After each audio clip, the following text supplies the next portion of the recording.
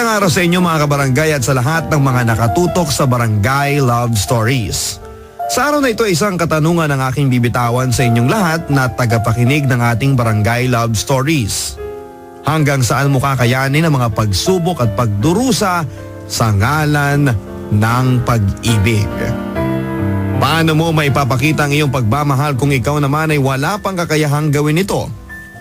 Susuko ka na ba kung lahat ng sakit ay iyon ang pinagdadaanan dahil lamang sa pagmamahal na iyong gustong ipadama? Mga kabarangay, samahan po ninyong muli ang inyong Papa Dudo. Isa na naman pong kwento ng pag-ibig, buhay at pag-asa sa Barangay Love Stories na pinadala ng ating kabarangay na si Delia at ng lalaking wagas ang pinadamang pagmamahal sa kanya sa katauhan ni Ray. Kahit pahamakin siya ng lahat at subukin ng maraming mga challenges, ito po ang programang pinakikinggan sa buong Pilipinas at sa buong mundo.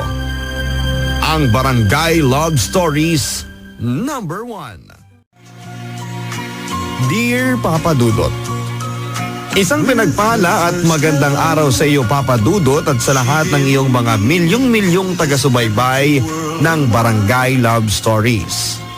Ang kwentong aking ibabahagi sa inyo ay minungkahing gawin ng isang taong kailanman ay hindi ako pinabayaan. Isang taong halos magdusa na maparamdam lang niya sa akin kung gaano niya ako kamahal. Ang alam ko ay sa pelikula walang makikilala ang ganong mga karakter na nilikha ng mga writers sa nobela at telebisyon. Yun pala ay makakatagpo din ako sa totoong buhay. Mga kabarangay, tumawagin niyo po ako sa pangalang Delia ng Laguna. Hindi ko na lamang po sa inyo i-detalye ang ilan pa sa mga panahon at lugar na naganap sa aking kwento nang sa ganon, tulad ng iba ninyong mga sender, ay mabigyan din ako ng privacy at ang mga taong involved sa aking Barangay Love Stories ay mapangalagaan. Papa Dudot, tulad ng iba niyong sender, hayaan niyo pong i-describe ko po sa inyo ang aking sarili. Ako po ay may katamtamang tangkad at maputing kulay ng balat. May pagkatsinita rin ang aking mga mata at madalas na masabihang cute ng ilan sa aking mga kaklase. Yun nga lang ay hindi rin lahat mabuti ang sasabihin sa'yo. May mangilan-ngilan din kasi mga kabarangay na tinatawag akong weird. Oh, ayan na si Delia, yung babaeng nakatira sa malaking bahay sa tabi ng burol sa haunted house. Yon ang madalas na panukso sa akin ng mga kaklase ko na ako daw ay weirdo dahil sa paninirahan ko sa tabi ng burol sa lumang malaking bahay.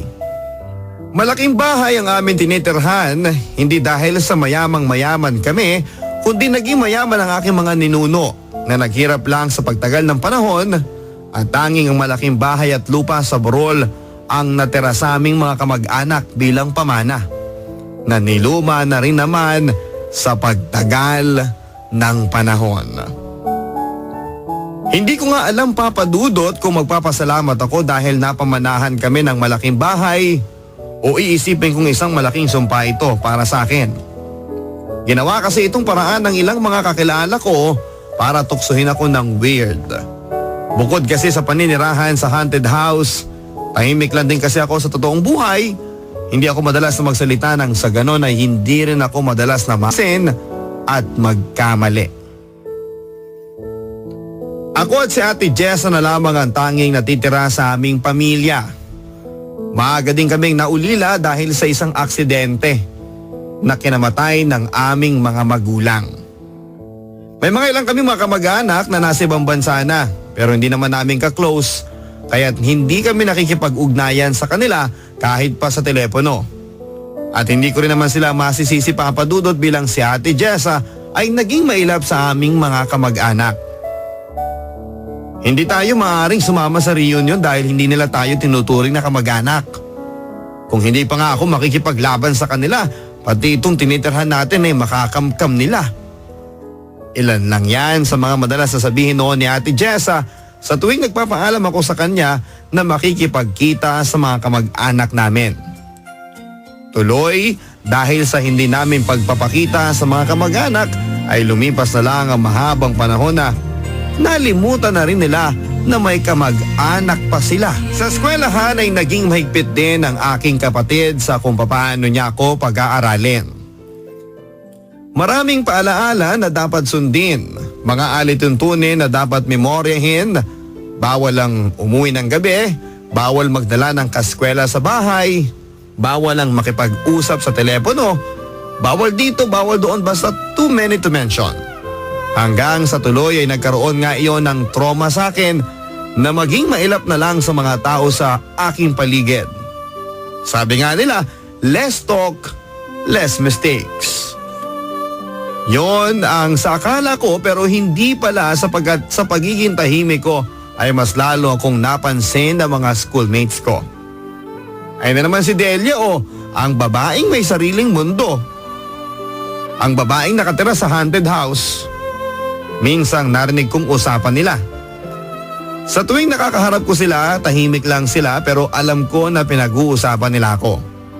Tuloy ay naging mailap ako papadudod sa pagpili ko ng aking magiging mga kaibigan. At gustuhin ko man ay hindi naman talaga sila nakikipag-usap sa akin. Maliban na lang kina, "Kumusta ka na, Delia? Pwede ba ako magpa-tutor sa'yo?" Naglalambing na sabi ni Bricks, isa sa mga kilalang chick boy sa eskwelahan ko. Sportsman, matangkad, gwapo at may maamong mukha si Bricks. Kilala din bilang chick boy sa eskwelahan ko. Sigurado ako kapag ikaw ang nag-tutor sa akin, Delia, pasado na ako. Yun naman kung okay lang sa'yo. Okay lang naman, Bricks. Kasunod noon ay ang pag-aabot sa akin ng assignment niya. Walang istorbo kay Delia ha. Nagpapatulong pa ako sa mga assignments ko. Natatawa at malakas na sabi nito sa mga kaskwela namin. Hindi lang isang beses kundi madalas na ganito ang nangyayari noon, Papa Dudot. Noong simula, sumasama pa si Bricks noon habang tinuturuan ko ng mga assignments niya. Pero sa pagtagal ng panahon ay naiiwan na lang akong mag-isa na gumagawa ng mga assignments niya. Alam kong may mali doon, Papa Dudot. Hindi maganda na ginagawa ko ang assignments ni Bricks at tila ba umaasa na lamang siya sa akin. Pero hindi ko alam kung bakit, Papa Dudot. Sapagkat sa tuwing nakikita kong nagiging masaya si Bricks sa mga ginagawa kong pabor sa kanya, ay nagiging maligaya din ako. Isa pa, aaminin ko sa inyo mga kabarangay na nagugustuhan ko ang ginagawa niyang pag-aalaga at proteksyon sa akin laban sa mga bully ng eskwelahan. Kaya naman kahit na alam kong mali ang paggawa ng mga assignments niya at inaasa na lamang niya sa akin, ay ayos lang yon. Basta ang mahalaga, masaya si Bricks. At kapag masaya si Bricks, ay nagiging masaya din ako. Ayos lang sa akin yun, Papa Dudot. Dahil sa mga kaganapang yon ay naging maayos ang pakikitungo sa akin ng marami kong mga kaskwela. Lahat kasi sila ay sumusunod sa mga sinasabi ni Bricks. Delia, kumusta ka na? Pagbati sa akin ni Ray noon. Kapatid sa ama ni Bricks si Ray pero hindi naman naging maayos ang kanilang relasyon bilang magkapatid.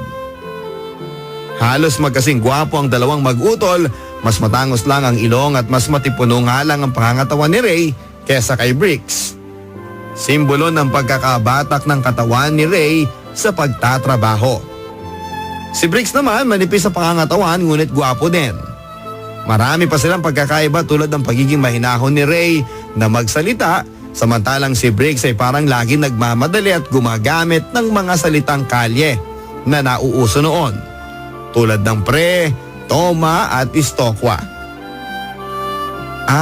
Ray, okay lang naman ako Ikaw ba, kumusta ka na? Ang pakikitungo sa'yo ni Bricks sa bahay nyo. Sana naman ay maayos na. Tulad pa rin ng dati Wala naman nagbago sa tuwing umiinit ang ulo sa akin ni ate at ni Bricks. Ako pa rin lagi ang pinagbubuntongan nila ng sama ng loob. Minsan nga naiisip ko na sana hindi na lang nila ako naging kapatid sa ama. Papa Dudot at mga kabarangay, ang nanay kasi ni Ray ay ang dating labandera nila Bricks. Isang buwan matapos mamatay ng nanay nila Briggs at ang ate niya, sa sakit na cancer ay pinanganak naman si Ray. Naalantad tuloy ang katotohanang anak si Ray sa labas dahil noong mga panahong nabubuhay pa lang ang nanay ni Briggs ay pinagdadalang tao na rin si Ray ng dati nilang labandera. Nung magkabukingan, inako na rin ang tatay nila Ray bilang bunsong anak ito at tumira kasama ni Briggs at ng ate niya. Ginawang pagsabayin si Briggs at si Ray dahil sa palagiang pagbagsak nito sa klase. Kaya naman naging magkaklase pa ang dalawa. Noong nabubuhay pa ang kanilang ama sa simula ay maayos naman ang lahat. Maging ang pakikitungo ng ate nila at ni Briggs kay Ray, yun nga lang ay nagbago ang lahat ng pumanaw ang kanilang ama. Ang nag-iisang bumubuhay sa kanila ay ang ate nila at dahil din sa maaga nitong pagsabak sa hanap buhay, ay madalas itong naging tolero at galit, lalo na sa tuwing uuwing pagod mula sa pagtatrabaho. Ang maganda lang sa nangyari, hindi na kailangan mangamuha ng ate nila bilang pinagpatuloy nilang ito ang naiwang kabuhayan ng kanilang pamilya. Pero ganun pa man ay madalas pa rin itong dumaing na napapataw ito sa kanyang pagninegosyo. Hands-on kasi siya at hindi rin naman biro sa isang walang experience sa pagninegosyo ang bago niyang sinabakan. Tuloy ay naging buntungan ng sama ng loob si Ray ng ate nila, lalo na sa tuwing napapagod ito sa paghahanap buhay at maging si Briggs ay lagi din siyang inaaway. Hindi naging kapatid ang trato ng mga kapatid ni Ray sa kanya. Bagkos ay naging utosan nila ito sa kanilang malaking bahay. Dumating na ang araw ng aming pagsusulit. Handang-handa na ako noon papadudot sa gaganapin naming examination. Maging si Ray ay matalinong naghanda din para sa exams. Sabay pa nga kami noon sa pagre-review at maayos na sana ang lahat.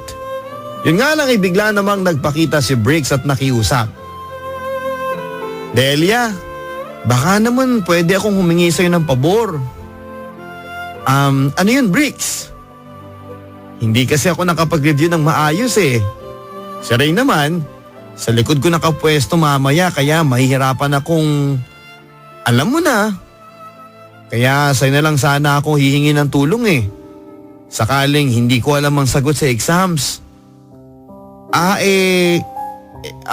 Mahabang sagot ko noon kay Briggs. Ayaw ko sanang direktang tumanggi pero hindi pa rin talaga option kay Briggs ang hindi ako pumayag. Pihadong magagalit siya sa akin o magtatampo kung hindi ko siya pagbibigyan sa pabor na pakopyahin ko siya. Isa pa ay mabait naman si Briggs sa akin, kaya papayag na lang ako sa gusto niyang mangyari. Hindi ko din alam kung bakit pero mula nang nagbigay siya sa akin ng proteksyon mula sa panunukso ng iba naming mga kaklase ay gumaan na ang pakiramdam ko at loob ko sa kanya. Siguro dahil unti-unti na akong nade-develop sa kanya. Bukod kasi kay Ray na tinuring kong kaibigan ay si Briggs na nag-iisang nagpapakita sa akin ng kabaitan. Sa oras na ng aming examination ay naging mahigpit ang aming punong guro sa pagbabantay ng mga nag-e-exams. Kaya naman tulad ng naunang plano ni Briggs, pihadong mahihirapan siyang mangopya kay Ray. Kaya naman sa akin siya noon umasa. Psst! Mahinang pagtawag sa akin ni Briggs noon. Matik na. Kailangan ko siyang abutan ng isang piraso ng papel na naglalaman ng mga tamang sagot ng exams namin. Salamat naman at hindi rin kami nahuli ng aming guro. Siguro bilang sanay na sanay din si Briggs sa pangongopya. Ako naman ay masaya noong araw na yon. Ngiti kasi ng ngiti sa akin si Briggs.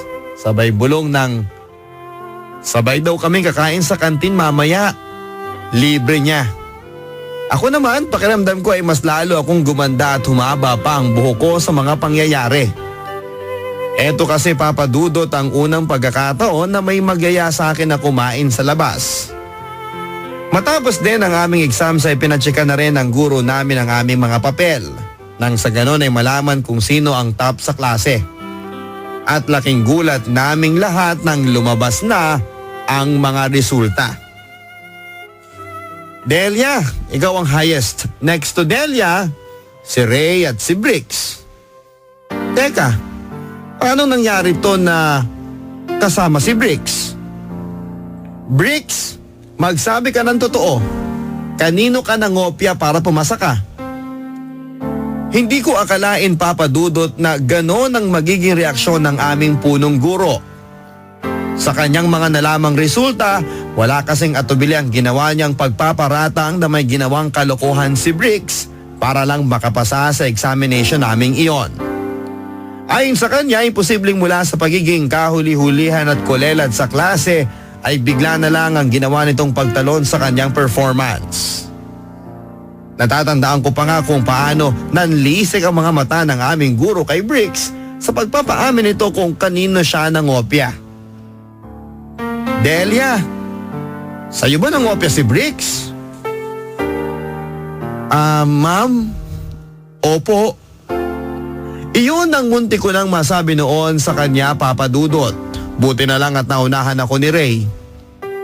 Ma'am, hindi po si Delia nagpakopya kay Bricks. Ako po. Iyon ang malakas na sigaw na nagmula sa likuran ko at sa paglingon ko ay walang iba kung hindi si Ray ang nagsalita. Hindi ko akalain, Papa Dudut at mga kabarangay, na isang katulad niya ipagtanggol ako na akuhin niya ang kasalanan na hindi naman niya ginawa. Alang-alang lang sa akin upang makaligtas sa isang parusa na handa niyang matanggap, maisalba lamang ako. Naging mahirap ang parusang natanggap ni Ray, Papa Dudut. Hindi siya nakapasa sa exams na yon dahil pinunit ng aming guro ang kanyang examination paper. Example daw yon sa mga estudyante na magbabalak na mangopya at mangdaya sa kanyang mga susunod na examinations. Buti na lamang at mataas ang dating grado ni Ray, kaya naman mataas pa rin ang grade at pasado pa rin siya sa subject na yon. Ako ang may kasalanan. Ako ang nagpakopya kaya dapat ako ang magdusa. Sana, Ray, hindi mo ginawa yon. Hindi, Delia. Dapat lang na ako ang magdusa dahil hinayaan kong pagsamantalahan ka ng utol ko. Ginagamit ka lang niya para makapasa siya. Kaya siya nagiging mabait sa'yo. Hindi totoo yan, Ray. Mabait sa akin si Bricks. Hindi dahil may kailangan lang siya sa akin. Noon naman ay naluluhang sabi ko noon sa kanya. Hindi ko alam, Papa Dudut, kung bakit, pero naging malalim ang pinanggalingan ng pagtutol ko sa mga sinabi sa akin ni Ray. Aaminin ko, nasasaktan ako ng labis dahil ayaw ko din namang isipin na nagugustuhan lang ako ni Bricks dahil may kailangan siya. At aaminin ko, gusto ko na si Bricks, Papa Dudut. At hindi ko alam kung ano ang mararamdaman ko sakaling malaman kong totoo ang mga sinasabi sa akin ni Ray. Isang araw nakasalubong ko si Bricks sa school canteen. Mula nang mangyaring mahuli siyang nandaya ay hindi pa kami muling nagkausap na dalawa noon. Kumusta ka na, Delia? Nakangiting sabi ni Bricks sa akin noon. Noong mga panahong iyon, Papa Dudut, ay nahihiya akong makipag-usap kay Bricks. Siguro dahil marami akong iniisip ang sinabi sa akin ni Ray na mag-ingat sa kapatid niya. Okay lang naman ako. Ikaw, Bricks, kumusta ka na? Sagot ko sa kanya. Siyempre okay pa rin, Delia. Nabalitaan mo na ba yung contest na magaganap sa school natin? Ikaw ang magiging entry ng section natin, ha? Bawal tumanggi. Ha? Yung beauty contest? Oo. Bricks, hindi naman ako popular eh. Isa pa, hindi rin ako maganda. Bakit? Sino nagsabi na hindi ka maganda? Ituro mo sa akin at malalagot yun, pihado sa akin. Basta sumali ka na. Kami na ang bahala sa mga gagamitin mo sa contest. At dahil na rin sa pagkumbinsi sa akin ni Bricks at ng iba ko pang mga kaklase, ay hindi ko akalain, Papa Dudut, na mapapapayag pala nila ako na sumali sa isang contest ng pagandahan.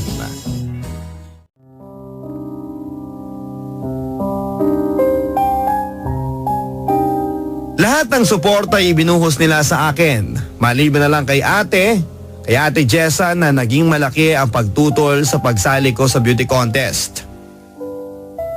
At nagsumpa pa siya na hindi daw siya gagastos kahit piso sa contest na ito. Aba Delia, hindi kita pinapapasok sa school na yan para mag-display ng katawan mo sa mga tao. Umayos ka nga. Sarkastikong pagpuna sa akin ni Ate Jessa nang malaman niyang sasali ako sa beauty contest. Ako naman, hindi ko alam kung ano ang sasabihin ko kay ate. Kundi ang tumahimik na lang, ayaw ko kasing gumulo pa at humaba pa ang usapan naming dalawa. Ayon kay Ate Jessa, pinoprotektahan lang daw niya ako sa mga taong may masamang intensyon sa akin. Kaya naman mas mainam daw na sumuko na ako. At umatras sa lalong madaling panahon. Naging malungkot para sa akin, Papa Dudut, na hindi ako gustong sumali at suportahan ni Ate Jessa sa beauty contest. Nangangahulugan na wala akong magagawa pa kundi ang mag-back out na lamang, basta hindi na lang ako sumagot pa o nangatwiran kay Ate Jessa. Tumahimik na lang ako at naging tulala sa mga nangyari. Sa totoo lang, Papa Dudut, ay gusto ko na rin sumali sa contest. Dahil ayaw kong biguin si Bricks na unang-una kong taga-suporta sa pageant na iyon. Isa pa, kung suswertehin akong sumali sa contest at manalo ako, ay mangangahulugan na magiging popular na rin ako sa aming school at babagay na ako kay Bricks. Hindi naman sa confident ako na ako ang panalo. Pero hindi naman masamang umasa at magbaka sakali na manalo, hindi ba? Kaya naman laking gulat ko na lamang, Papa Dudut, na si Ate Jessa pa ang unang magyayaya sa parlor 2 araw bago ang beauty contest. Oh, bakit ka nakasimangot? Seryosong pagpuna sa akin ni Ate Jessa noon. Ah, hindi ate. May iniisip lang ako. O sige, magbihis ka na. Pupunta tayo sa bayan para magpaganda ka. Ituloy mo nang sumali sa beauty contest na yan. Basta galingan mo lang at dapat manalo ka dyan, ha? Mahabang paliwanag ni Ate Jessa sa akin noon. Ate, pumapayag ka na? Oo, pumapayag na ako. Sa kondisyon na dapat panalo ka. Salamat ate, ha?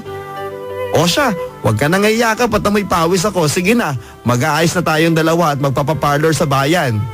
Hindi ka pwedeng umiyak at baka pumangit ka niyan. Hindi pa nagsisimula ang beauty contest kaya kailangan mas maganda ka. Dugtong pa ni Ate Jessa sa mga sinabi niya, pero noon na may nakangiti na sa akin. Naging maayos ang tinakbo ng beauty contest, Papa Dudut. Sa unang beses na humarap ako sa stage, ay kinakabahan pa ako at balisa sa mga nagiging reaksyon ng tao na nakakapanood. May ilang mga nakangiti, may ilan din namang may nakasimangot na para bang nagiging mabusisi sa kanilang mga napapanood. Pero nang makadalawa o pangatlong labas na ako sa stage ay naging confident na rin ako sa pagharap sa mga manonood at mga judges. Lahat ng tao ay nagpapalakpakan, naghihiyawan sa bawat labas ng mga kandidata. Wala daw tulak kabigin sa lahat ng mga candidates na lumabas sa stage noon. Ang mga kalalakihan nagsisipagtayuan, lalo na sa rampa ng mga candidates. Naging makulay at masaya ang naging contest. At hindi man ako ang pinalad na manalo, ay humakot naman ako, Papa Dudut, ng napakaraming awards. Ayon sa madami kong kaklase, kinulang lang daw ako sa height para tanghaling panalo sa naturang contest. Si Ate Jessa naman tuwang-tuwa sa mga napanood niya. Okay lang yun, Delia. Marami ka namang awards. Ibig sabihin, panalong-panalo ka na rin. At syempre, ganun din ako dahil hindi ko akalain na magagawa akong manalo sa contest na yon kahit na first runner-up. Delia, congrats ha. Alam mo, ikaw ang pinakamaganda sa lahat ng mga contestant kanina. Nakangiting sabi sa akin ni Ray.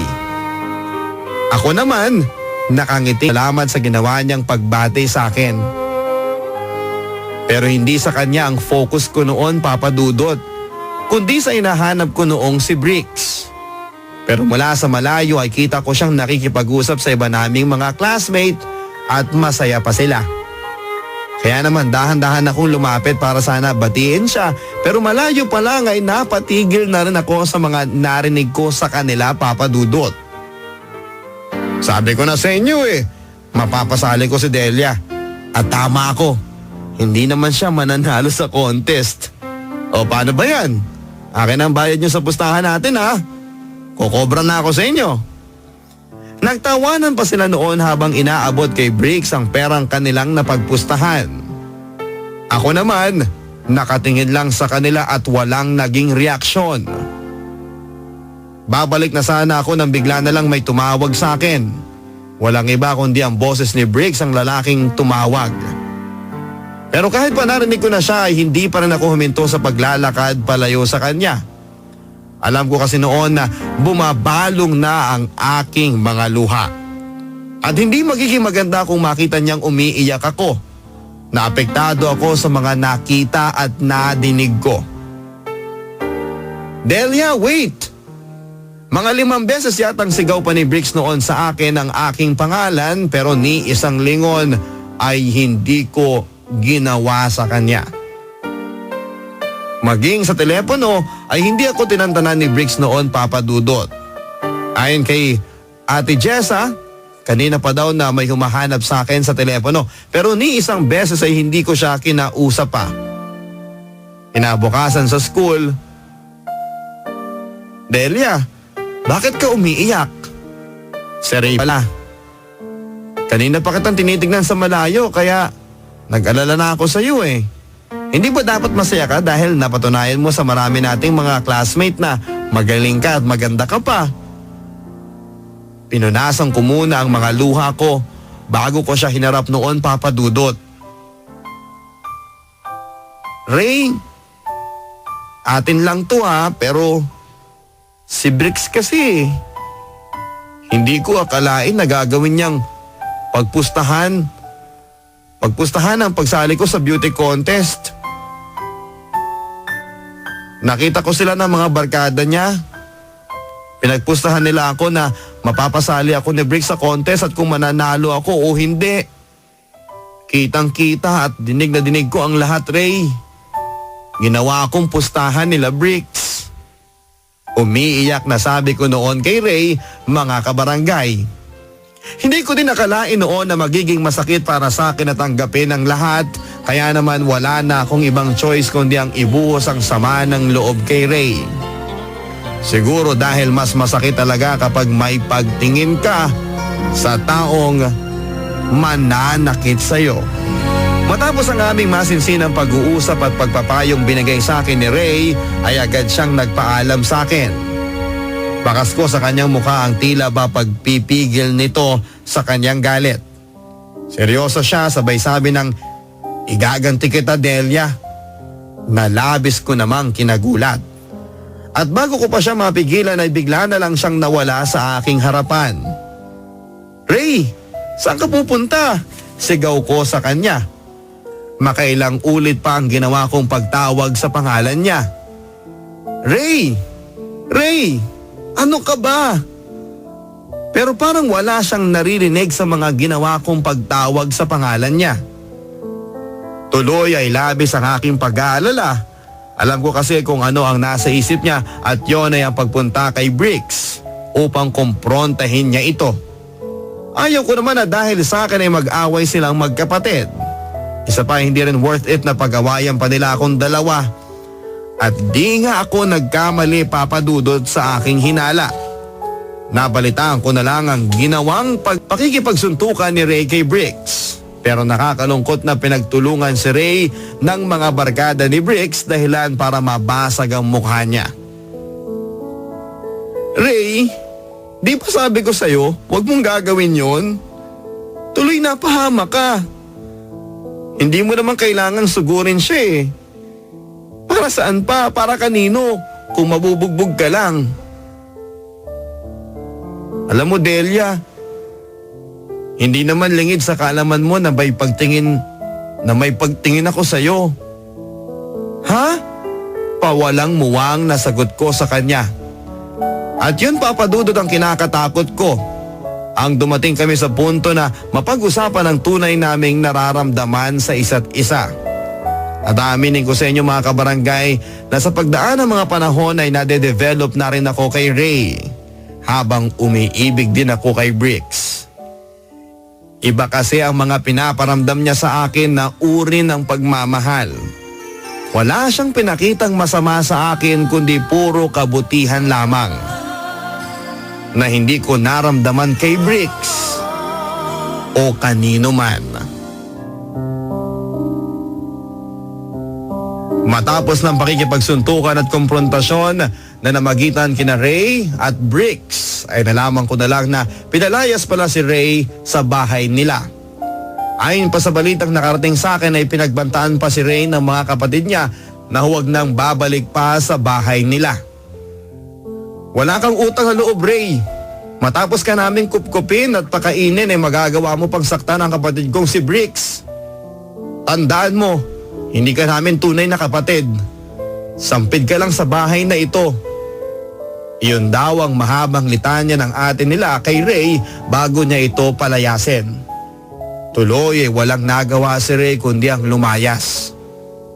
Nabalitaan ko na lang na tumutuloy pala si Ray sa bahay ng kabarkada nito na isa ring working student na tumulong din sa kanya para makahanap ng trabaho sa isang kainan. Nitong mga nakaraang araw ay napansin ko ding nangangayayat si Ray. Siguro sa pagod ng pagsasabay ng pag-aaral at paghahanap buhay. Kaya naman ang minsan magkaroon ng pagkakataon ay kinausap ko si Ray. Dala rin ng pabaon ko sa kanyang merienda. Ray, huwag mong pababayaan ang sarili mo. Ayos ka lang ba? Siguro naninibago lang ako, Delia. Mano ba't masasanay din ako? Isa pa gusto ko din makatapos para hindi nakakahiya sa'yo. Scholar ka, matalino ka. Sigurado ko na makakahanap ka ng magandang trabaho at gusto ko, pareho tayo. Sabay nating abutin ang mga pangarap natin. Oo naman, Ray, pero sana isipin mo din ang sarili mo. Baka napapabayaan mo na. Salamat talaga, Delia. Napakalambing mo. Swerte naman na magiging boyfriend mo. Sana ako yun. Hindi ko akalain, Papa Dudut, na maririnig ko sa mga labi ni Ray ang pag-amin na gusto niya ako. At para akong statwa sa sobrang kilig. Dumating na ang araw ng aming JS prom at dahil na rin sa pakikipag-away ni Ray kay Bricks ay tuluyan na rin akong nilayuan ni Bricks at ng iba naming mga kaskwela. Tuloy ay siguradong bangko ako sa JS prom. Nakarating na kasi sa akin ang balitang pinagbabawalan ni Bricks ang lahat ng kalalakihan na isayaw ako at huwag na huwag makikipag-usap sa amin ni Ray. At totoo nga ang aking hinala. Ni isang lalaki walang lumapit sa akin para makipagsayaw. Si Ray naman ay hinahanap ko ngunit ni anino niya ay hindi ko maaninag sa venue. Mukhang hindi siya dumating para makaiwas sa gulo na dulot ng grupo ng kapatid niyang si Bricks. Tuloy ay wala man lang ako makausap. 10 minuto pa ang lumipas at gusto ko nang umuwi pero hindi naman pwede dahil sa naging maigpit ang mga guard sa pagpapalabas ng participants sa JS Prom. Nang biglang magpatugtog ang DJ ng sayawan ng King and Queen of Hearts. Isang boses ng pamilyar na lalaki ang aking narinig. Ang awiting ito ay para sa pinakamagandang babae na aking nakilala. Malaki pong kasalanan ko sa kanya na never kong naipagtapat sa kanya kung gaano ko siya kamahal. At nang gawin ko yon ay alam kong huli na dahil meron siyang ibang nagustuhan. Tuloy ay napaisip akong umiwas sa kanya. Pero na-realize ko na hindi masamang umamin sa totoong nararamdaman. Kaya naman sa inyong lahat na narito at sa iyo, Delia, gusto kong malaman mo na mahal kita at handa ako magsakripisyo at mahirapan Mapatunayan ko lang sa iyo na ikaw lamang ang aking pinakamamahal. Naghiyawan ang mga tao sa loob ng venue at hindi ko akalain na bubuhos ang suporta nila sa ginawang pagtatapat ni Ray sa akin. Lahat ng mga taong nakakapanood ay kinikilig. Maging si Briggs ay nakita kong naapektuhan din nang umalis ito sa venue kasama ng iba nitong mga barkada. Dahil sa labis na inisiguro sa mga pangyayari. Nakita ko din ang mga guro ko na nagpapalakpakan. Lalo na nang simulan ni Ray na lumakad papalapit sa akin habang tumutugtog ang King and Queen of Hearts. Dahan-dahan ang ginawa niyang paghakbang na para bang huminto ang oras. Suot niya ang itim na slacks at simpleng polo pero lutang na lutang ang kanyang kagwapuhan. Papalapit na sa akin ang aking Prince Charming. Delia, can you be my girlfriend? Maiksing sabi niya na nagpapadaloy ng kakaibang kuryente at kilig sa aking katawan. Kasunod pa ng pag-aabot niya ng bouquet of red roses, lahat ay nakatingin sa amin noon at lahat sila ay nag-aabang sa aking isasagot. Sigawang muli at hiyawan ng mga tao nang sumagot ako ng yes. Yes. Yes. Hindi ko nabilang kung ilang yes yon pero alam ko na labis ang pagpayag ko na tanggapin siya sa buhay ko. Hindi pa natapos ang kilig ko at lahat ng sinimulan na niya akong isayaw sa gitna ng entablado na para bang walang ibang nakakakita at nanonood. Natapos ang JS prom namin na kaming dalawa ni Ray ang tinanghal na prom king and queen of the night. Humanga din ang marami sa amin kaya naman dumami din ang aming mga bagong kaibigan.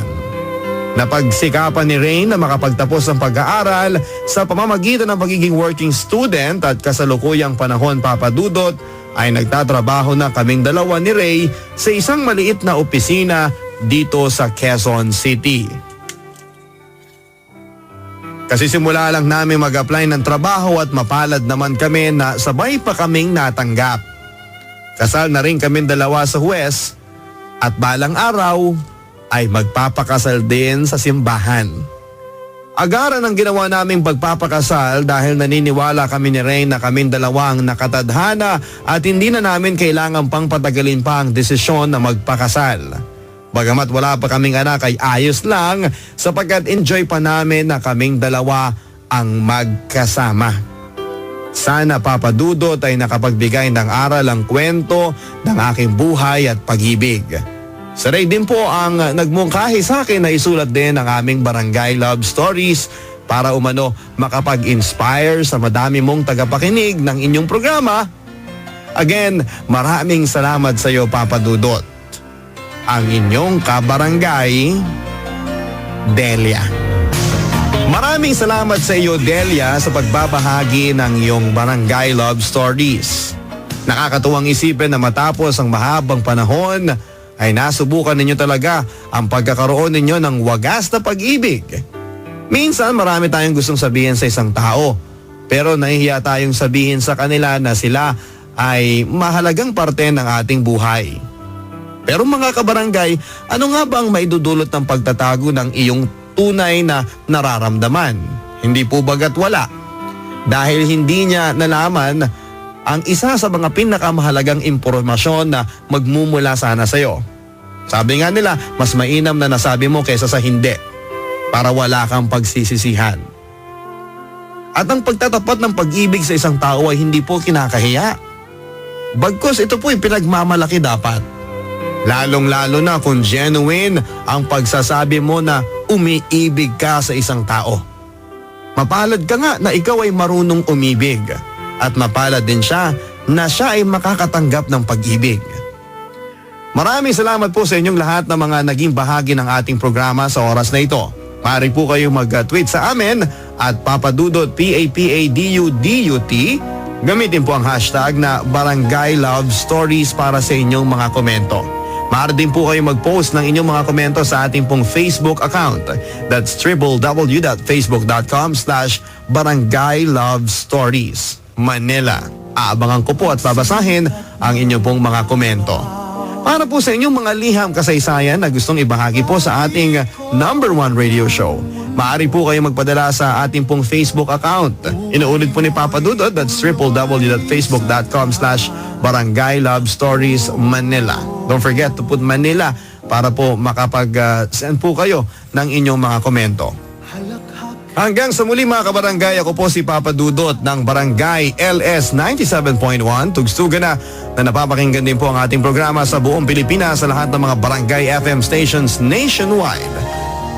Nagsasabing maraming salamat po sa inyong lahat hanggang sa susunod na kwento ng pag-ibig, buhay at pag-asa sa Barangay Love Stories #1.